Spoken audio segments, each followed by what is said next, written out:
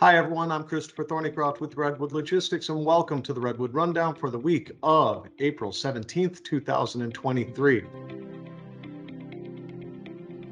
We're halfway through the month of April, which means that we're starting to get a little bit into that produce season. What's happening with produce season right now? Well, yesterday was the pack date for Vidalia onions. With that pack date, we saw the Savannah, Georgia dry van market go up to 5.7 to 1. So a little bit of pressure that's starting over there. Then in Central Florida, we've seen the reefer load to truck ratio go to about 6 to 1. Miami's still about 7 to 1. That's starting to rise. We saw costs start to rise across our boards throughout yesterday.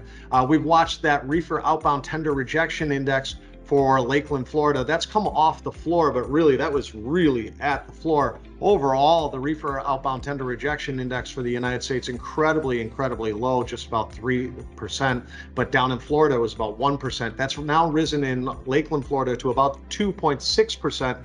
That's still significantly lower than even where we were at this point in time last year. We were hovering around 5 to 6% on the outbound tender rejection index, and everyone was saying, wait a second, what's going to happen to produce market?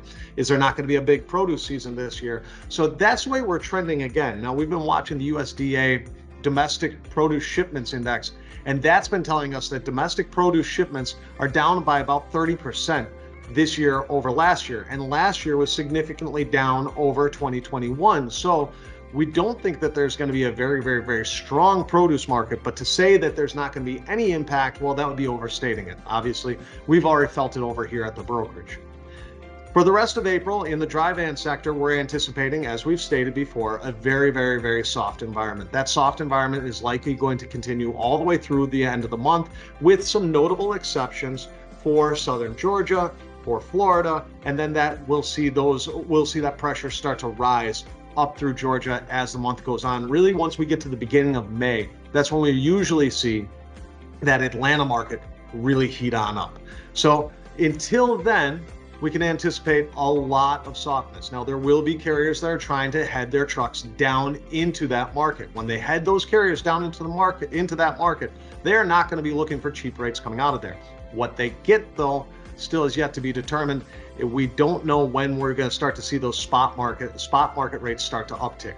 To this point, they have continued to come on down. We maintain that as long as there is this large spread between contract and spot, which hovering around 55 cents right now, that's going to be really tough to see spot rates rise off that floor until we get to, road check, which we've already advised everyone, take your PTO. Oh no, it's too late. Everyone knows. You can't take that PTO now. Now everyone knows. All right, well, do the best you can. Hey, everybody, hope that you have a great week. Thank you very much. Take care. We'll talk to you soon.